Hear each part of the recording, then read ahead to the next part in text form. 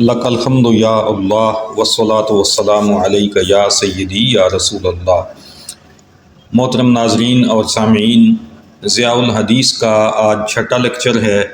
5ویں lecture میں ہم نے حدیث کی 3 قسمیں پڑھی تھیں: حدیث صحیح ساؤنڈ حدیث، حدیث حسن فیئر حدیث، حدیث ضعیف ویک حدیث۔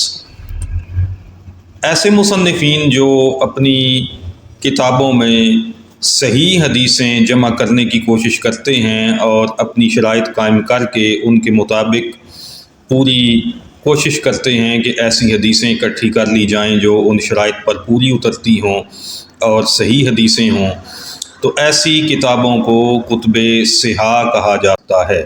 صحاح صحیح کی جمع ہے۔ کتب صحاح میں سے آج ہم 6 کتابوں کے بارے میں جاننے کی کوشش کرتے ہیں۔ یہ 6 کتابیں ایسی ہیں جن کو امت نے ہر دور میں بہت زیادہ اہمیت بھی دی، ان سے فائدہ بھی اٹھایا اور ان کی عزت، ان کا احترام، ان کا مقام باقی تمام کتابوں سے بڑھ کر تسلیم کیا گیا۔ انہیں صحاح ستہ کہا جاتا ہے۔ 7 بکس آف ساؤنڈ حدیث، صحاح ستہ۔ سب سے پہلے نمبر پر صحیح بخاری ہے، پھر صحیح مسلم، جامع ترمذی، سنن نسائی، سنن ابی داؤد اور سنن ابن ماجہ۔ یہ 6 کتابیں کب صحاح میں شامل ہوئیں، کیسے ان 6 کو اہمیت ملی، یہ چیزیں بھی ہم دیکھیں گے اور ان کے حوالے سے کچھ مختصر سی معلومات بھی آپ کے سامنے پیش کی جائیں گی۔ سب سے پہلے ہم بات کرتے ہیں صحیح بخاری کی۔ اس کا پورا نام ہے الجامع المسند الصحیح المختصر من امور رسول اللہ صلی اللہ علیہ وسلم و سننہ و ایامہ۔ مختصر انداز میں اس کتاب کو جامع محمد بن اسماعیل بھی کہا جاتا ہے، الجامع الصحیح بھی کہا جاتا ہے، صحیح بخاری بھی کہا جاتا ہے، اور ہمارے ہاں بر صغیر میں بخاری شریف کے نام سے اس کو یاد کیا جاتا ہے۔ امام بخاری رحمۃ اللہ علیہ، آپ کا پورا نام ابو عبداللہ محمد بن اسماعیل بن ابراہیم الشعبی الجعفی الشافعی السنی۔ آپ 194 ہجری میں پیدا ہوئے اور 256 ہجری میں اس کائنات فانی سے دار بقا کی طرف کوچ کر گئے۔ آپ نے 16 سال کی محنت کے ساتھ اپنی یہ عظیم کتاب مرتب کی۔ 6 لاکھ احادیث جو آپ کو یاد تھیں ان میں سے انتخاب کر کے آپ نے تقریباً 9000 کے لگ بھگ حدیثیں اس کتاب کے اندر شامل کیں۔ آپ نے حدیث صحیح کی بڑی کڑی شرائط قائم کی اور ان شرائط کے اوپر جو حدیثیں آپ کو لگیں کہ وہ پوری اتر رہی ہیں ان کو اس کتاب میں اکٹھا کیا۔ صحیح بخاری شریف میں بہت ساری حدیثیں ایسی بھی ہیں جو تکرار کے ساتھ آئی ہیں، یعنی ایک ہی حدیث کئی مقامات پر بیان ہوئی، ہر جگہ کسی نئے عنوان کے تحت نئے مسئلے کو ثابت کرنے کے لیے آپ نے اس کو شامل کیا۔ اگر تکرار کو حذف کر دیا جائے تو حدیثوں کی تعداد 2761 بیان کی جاتی ہے۔ ناظرین محترم، یہ یاد رکھیے کہ ان کتابوں میں حدیثوں کی تعداد کے حوالے سے آپ کو مختلف جگہوں پر فگر مختلف نظر آئے گا۔ اس کی وجہ یہ ہے کہ جو بھی ادارہ شائع کرتا ہے اس کا محقق اپنے انداز سے حدیثوں کی نمبرنگ کرتا ہے، اور نمبرنگ میں بعض حضرات وہ ہیں کہ جو ہر حدیث کو نمبر لگا دیتے ہیں، بعض وہ ہیں کہ جو تعلیقات کو الگ کر لیتے ہیں، ان پہ نمبر نہیں لگاتے، تو اپنا اپنا انداز ہے، اس کی وجہ سے نمبر بعض دفعہ کم یا زیادہ ہو جاتے ہیں۔ بعض دفعہ یہ بھی ہوتا ہے کہ ایک ہی مضمون پر مشتمل اگر چند احادیث اکٹھی آ گئی ہیں تو وہ محقق اس کو ایک ہی نمبر الاٹ کرے گا، اور کوئی دوسرا محقق ہے تو وہ ان کو الگ الگ نمبر دے گا، تو اس طرح سے بھی تعداد میں فرق آ سکتا ہے۔ اس لیے یہاں پہ ہم نے تقریباً کا لفظ استعمال کیا ہے، ایگزیکٹ تعداد نہیں دی، تاکہ ایک اندازہ آپ کو بس ہو جائے اس حوالے سے۔ امام بخاری کی صحیح، اس کو قرآن مجید کے بعد اہل سنت کے ہاں سب سے زیادہ عظیم کتاب مانا گیا۔ اس کے بعد دوسرے نمبر پر آتی ہے صحیح مسلم۔ پورا نام ہے المسند الصحیح المختصر من السنن بنقل العدل عن العدل عن رسول اللہ صلی اللہ علیہ وسلم۔ الجامع الصحیح، صحیح المسلم اور مسلم شریف کے ناموں سے معروف اور مشہور ہے۔ امام ابو الحسین مسلم بن الحجاج بن مسلم القشیری اس کے مصنف ہیں۔ آپ کی ولادت 204 ہجری میں ہے اور وصال فرمایا 261 ہجری میں۔ 15 سال کی محنت شاقہ کے بعد آپ نے یہ کتاب تیار کی۔ 3 لاکھ احادیث میں سے آپ کا یہ انتخاب ہے۔ اس کتاب میں بھی 7000 کے لگ بھگ حدیثیں ہیں اور تکرار کو اگر حذف کر دیا جائے تو 4000 کے لگ بھگ تعداد باقی بچتی ہے۔ تیسرے نمبر پر الجامع الترمذی یا السنن الترمذی۔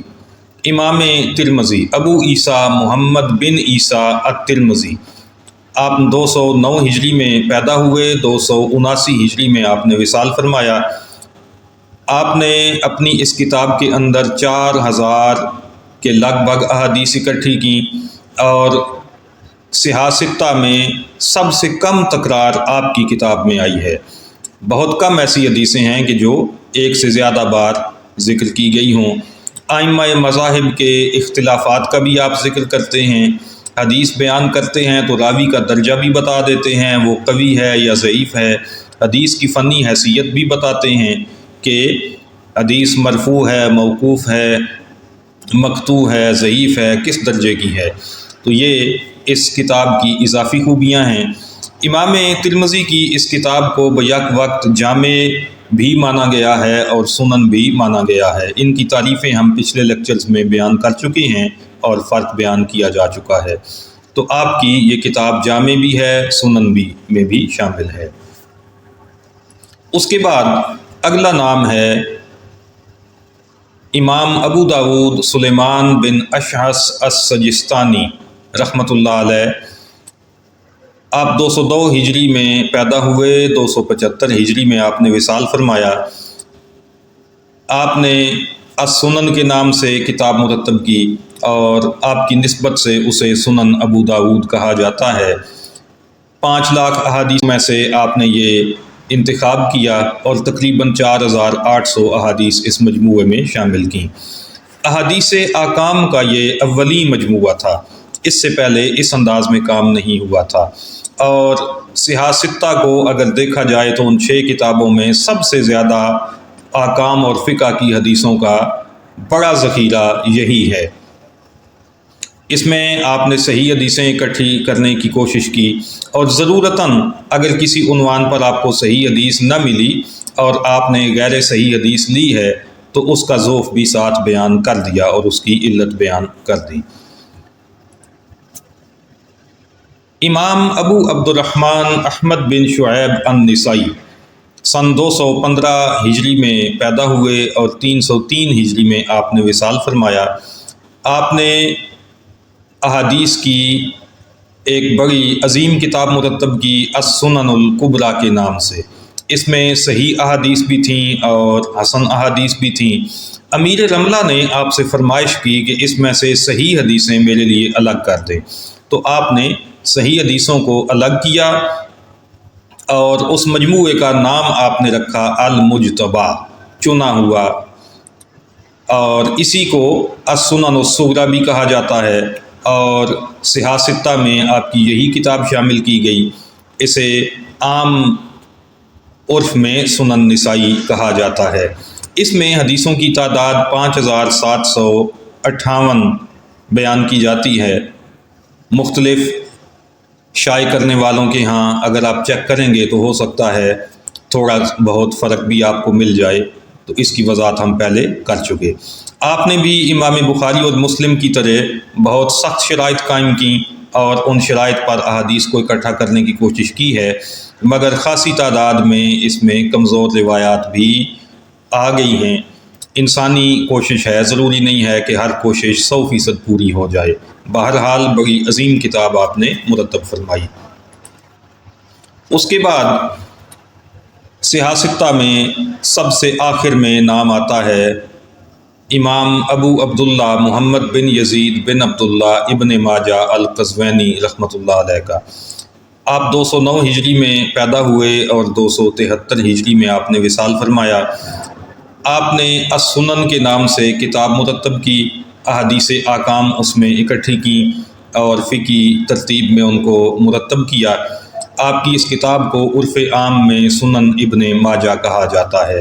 اس میں 4000 سے کچھ زائد احادیث ہیں، اور اس کتاب کی خوبی یہ ہے کہ اس میں تکرار نہیں ہے، کوئی بھی حدیث آپ نے بار بار اس میں شامل نہیں کی، تکرار سے اس کو آپ نے بچایا۔